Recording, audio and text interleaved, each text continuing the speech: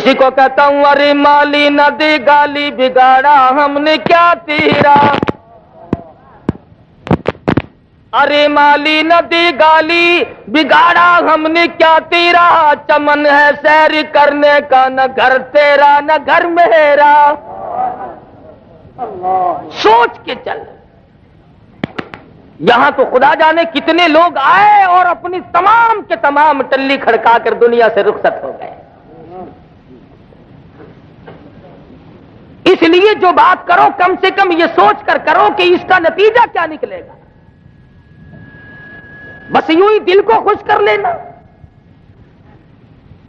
ان اللہ والوں کی شان میں گستاخی کرنے سے کیا فائدہ جنہوں نے ساری زندگی امام الانبیاء محبوب کبریا حضرت محمد مصطفیٰ صلی اللہ علیہ وسلم کی تعلیمات پہ عمل کرتے کرتے گزار دی۔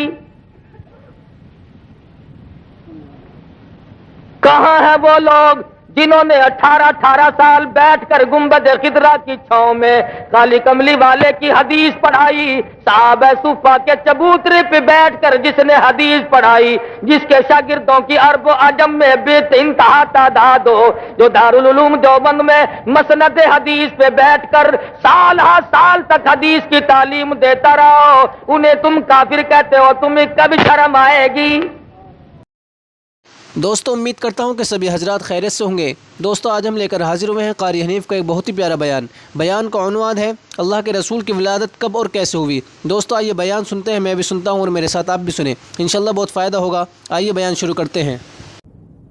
فرض کر رہا تھا اللہ تبارک و تعالیٰ نے کرم فرمایا، مالک کائنات نے حضرت آدم علیہ السلام سے سلسلہ جاری فرمایا، انسانیت کے ابا کو پیدا فرمایا، انسانیت کی اماں کو پیدا فرمایا، اور وہاں سے سلسلہ چلتے چلتے امام الانبیاء محبوب کبریا حضرت محمد مصطفیٰ صلی اللہ تعالی علیہ وسلم تک پہنچا۔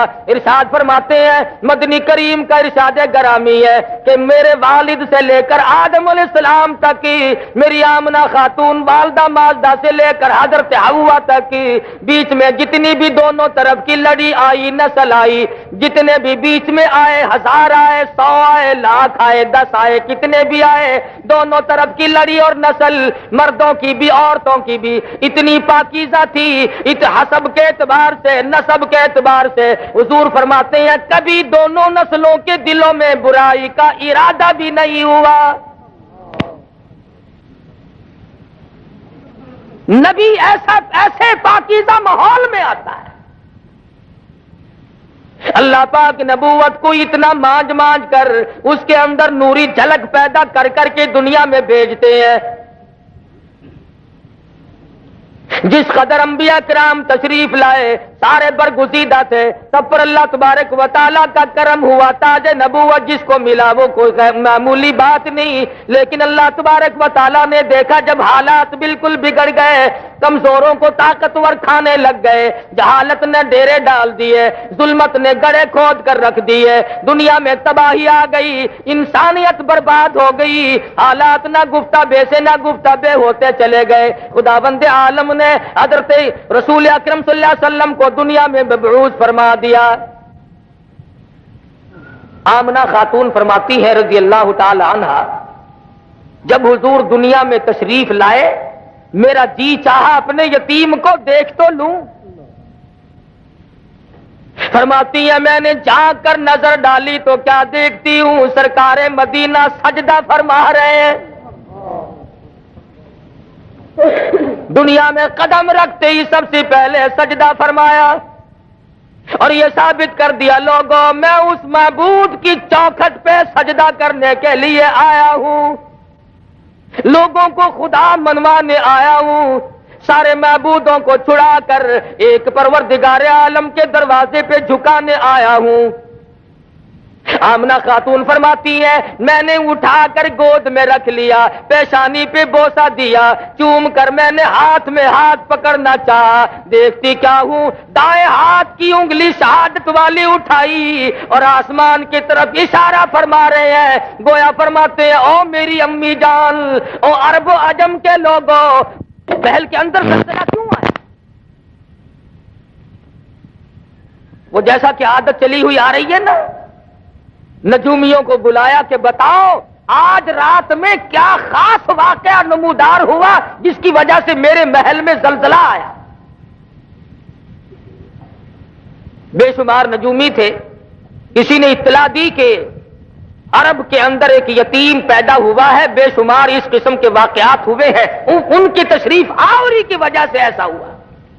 اور اصل مقصد یہ ہے، اب آ گئے غربا کے حقوق کے پاسباں، یتیموں کے والی آ گئے، غلاموں کے مولا آ گئے، کمزوروں کے ماوا آ گئے، ضعیفوں کے سہارے آ گئے۔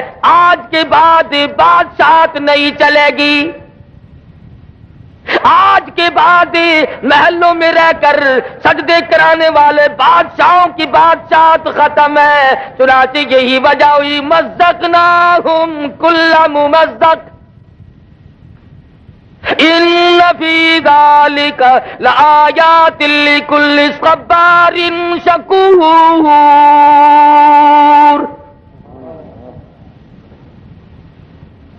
بادشاہوں کے ایوانوں میں زلزلے آ گئے، کالی کملی والے کے دنیا میں قدم رکھتے۔ ملک فارس کے اندر ہزاروں سال سے جو آگ روشن ہے، اسی رات میں خود بخود بجھ گئی۔ ہم لوگ تلاش میں ہیں، جستجو میں ہیں، تلاش کرتے پھرتے ہیں، اس کا سبب کیا بنا؟ پتا چلا وہ آگ کی پوجا کرنے والوں آ گئے محمد عربی صلی اللہ علیہ وسلم، آج کے بعد آگ کی پوجا نہیں ہوگی، ہزاروں سال سے جلنے والی آگ خود بخود بند ہو گئی۔ دریا خشک ہو گیا، جس پانی کی حضور کے زمانے سے پہلے لوگ عبادت کیا کرتے تھے۔ پانی کی عبادت نہیں ہوگی، آگ کی عبادت نہیں ہوگی، بادشاہوں کی عبادت اور ان کی پوجا پاٹ قطعاً نہیں ہوگی، اور ہونی بھی نہیں چاہیے۔ دماغ کے مارے ہوئے لوگ ایسی چیزوں کو خدا بنا کے بیٹھ جاتے ہیں جو عقل میں بھی نہیں آتے۔ اب مثال کے طور پر چولہے میں آگ جلاؤ، ایک خدا پیدا ہو گیا، دوسرے خدا کو ہنڈیا میں ڈال کر چولہے کے اوپر رکھ دو، اوپر والے کو جوش آ گیا تو نیچے والے خدا کا بیڑا غرق۔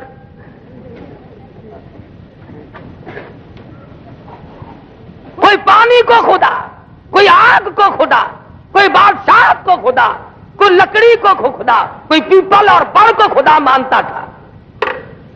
حضور اکرم صلی اللہ علیہ وسلم کی تشریف آوری سے ثابت ہو گیا کہ اب یہ تگ و دو نہیں چلے گی، یہ سارے معاملات ختم ہیں۔ مائی حلیمہ کہتی ہے مجھے لوگوں نے بچہ نہ دیا، میرے پاس اپنا بچہ تھا، لوگ سمجھتے تھے اپنے بچے کو کھلاوے پلاوے گی، ہمارے والے کو بھوکا مارے گی۔ بالآخر آمنہ کی در پہ آئی اور کہنے لگی آمنہ اپنے یتیم کی زیارت تو کرا دے۔ لکھا سید آمنہ خاتون نے جب سفید چادر اپنے ہاتھ سے اٹھائی، چاند جیسی صورت نظر آئی، حلیمہ کی آنکھیں چندیا گئی۔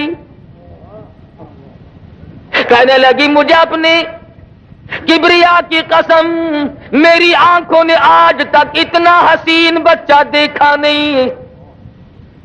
حلیمہ کہتی ہے میں نے بھی ہزاروں بچے دیکھے، آمنہ فرماتی ہے میں نے بھی سینکڑوں ہزاروں بال بچوں کو دیکھا، مگر اتنا جمیل کوئی نہیں۔ آواز آتی ہے، جبریل کہتے ہیں او آمنہ، او حلیمہ، تم تو عرب میں رہتی ہو، مکے کے علاقے کو جانتی ہو، میں مشرق میں پھرتا ہوں، مغرب کا چکر لگاتا ہوں، شمال کو دیکھتا ہوں، جنوب کو میں نے دیکھا ہوا ہے، اور میں نے ساری دنیا کی گردش کی ہے۔